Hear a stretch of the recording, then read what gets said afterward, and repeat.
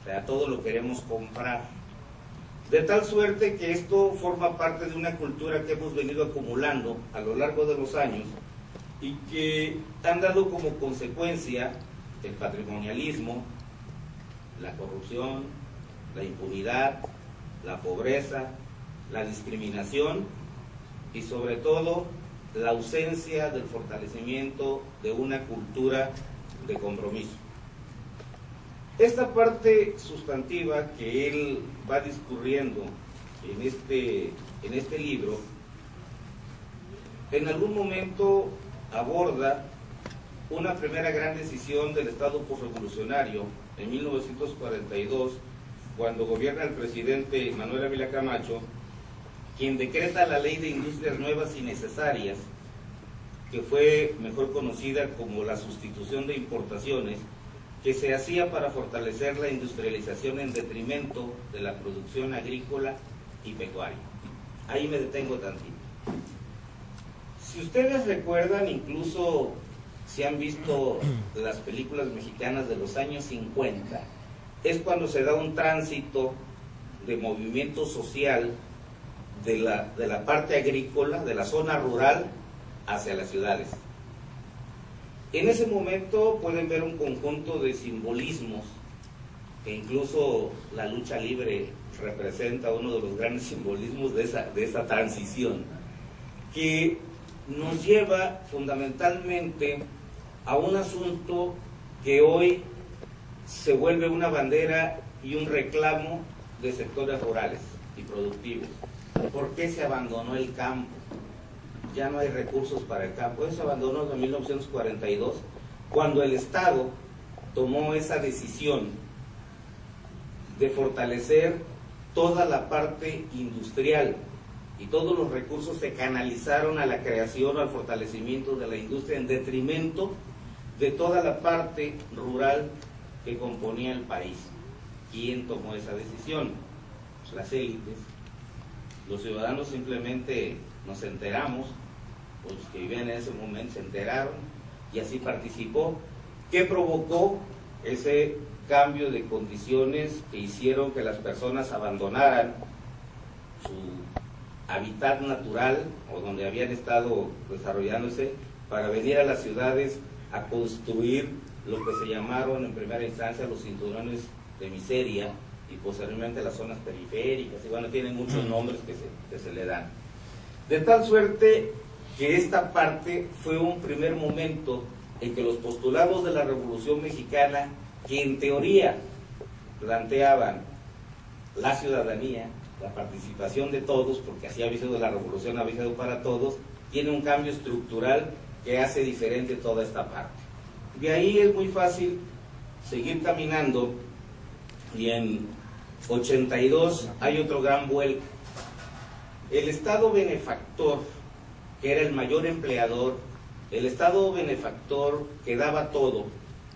Había un dicho de hace muchos años que decían nuestros padres, que te mantenga el gobierno, pues está, ¿no?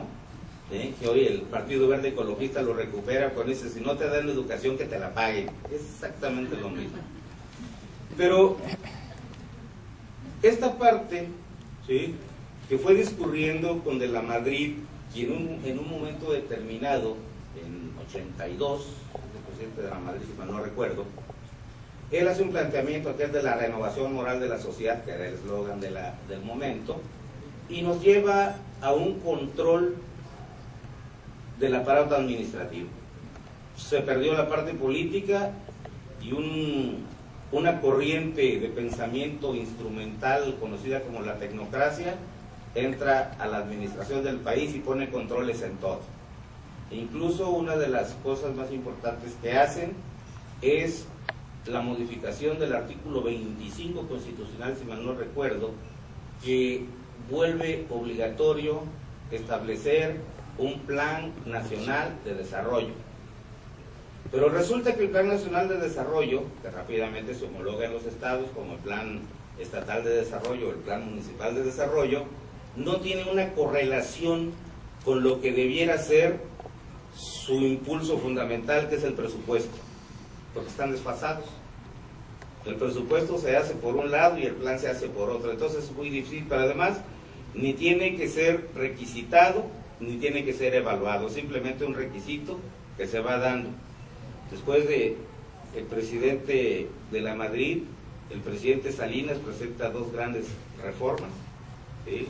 La reforma de la modernización, pero también lo acompaña con una parte muy sustantiva que fue el Programa Nacional de Solidaridad, que en teoría hacía participar a los ciudadanos con mano de obra y él ponía los materiales.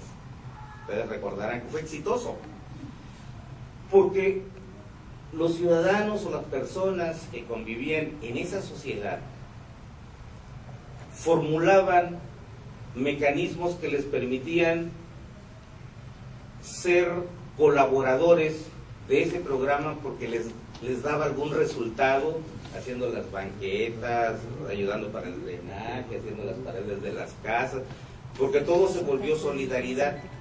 Y recordemos las condiciones en que llegó Salinas, ¿sí? Bastante complicadas, toda una discusión que había en ese momento.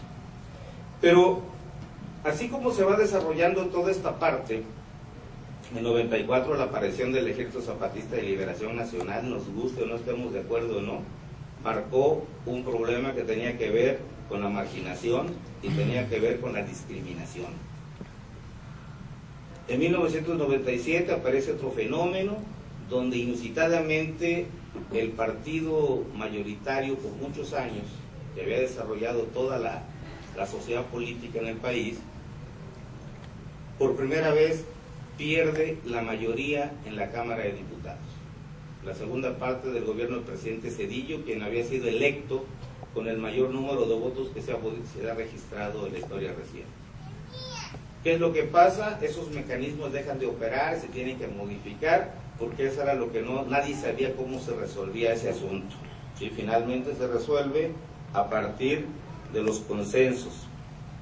Después, en el 2000, se da la alternancia en donde el presidente es electo Vicente Fox, postulado por el Partido de Acción Nacional, con un mecanismo que se llamó el voto útil.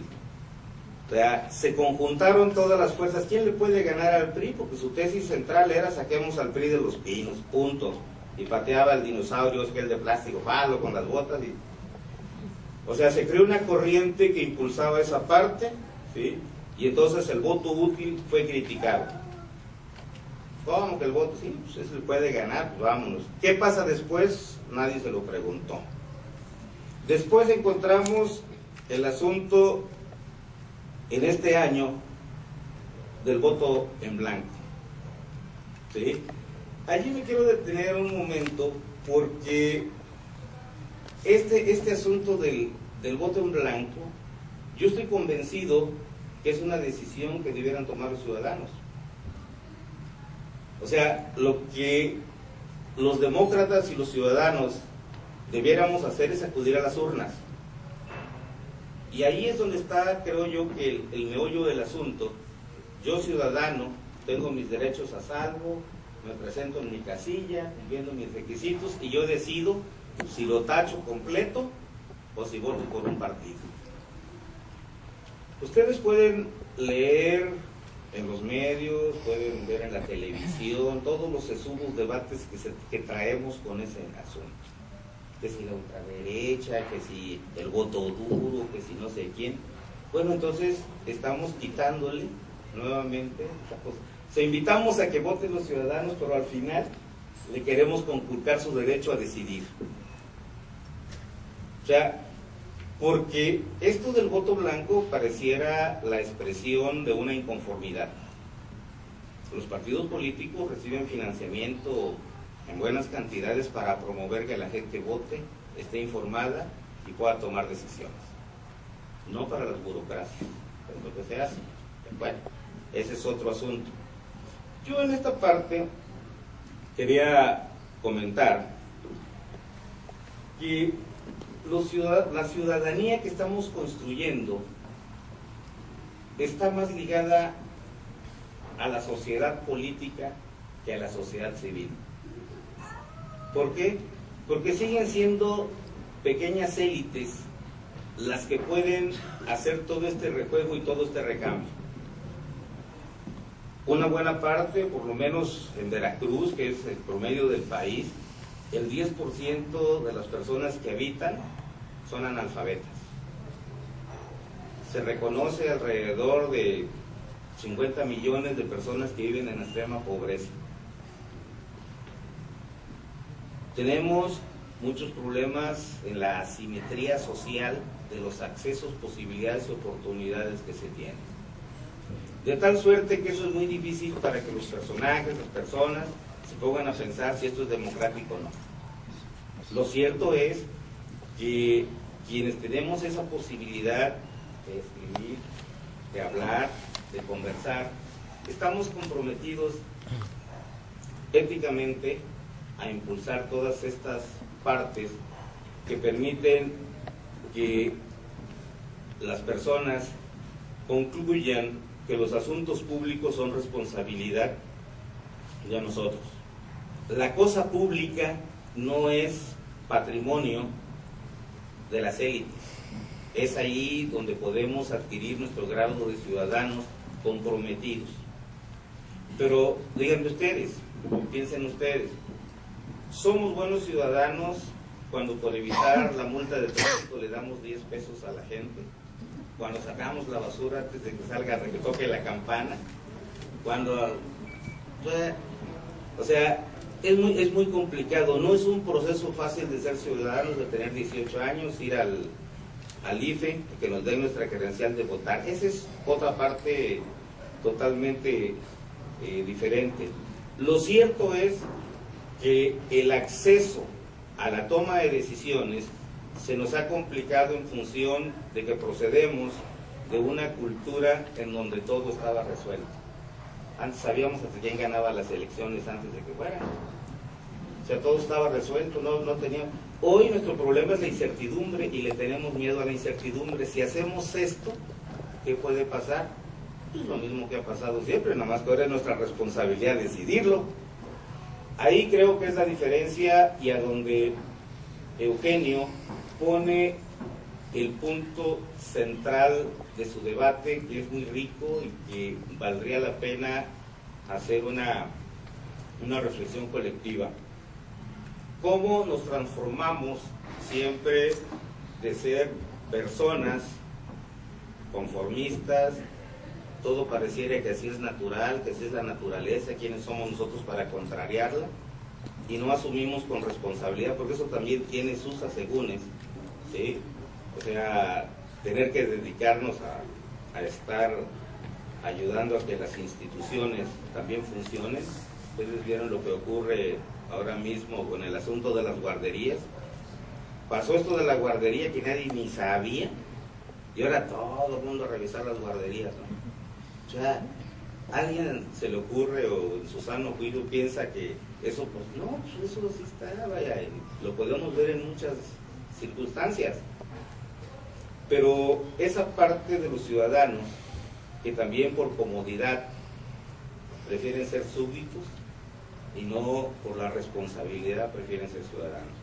Yo aquí dejaría estos comentarios. La verdad es que les confieso que después de darle lectura al libro se me vinieron 100 preguntas a la cabeza, porque a veces cuando encontramos que alguien sistematiza sus ideas, sus tesis y las convierte en propuestas, evocan la posibilidad de la rebeldía, o sea, de pensamiento, tratar de encontrar ese cauce. Creo que Eugenio lo logra de una manera bastante aceptable en este pequeño libro. Y digo pequeño porque cualquier persona puede decir, es que le faltó esto, le falta el otro. Yo creo que lo más importante es reconocer siempre el principio de quien tiene el valor y de quien tiene la disposición a sistematizar todo esto que podemos decir. Yo ahí la dejo, creo que es una buena oportunidad que hagamos esto, porque como ciudadanos estamos comprometidos en pocos momentos a irnos a ver el fútbol, porque la patria está en juego, ¿sí? Entonces, son cosas que suceden, ¿sí?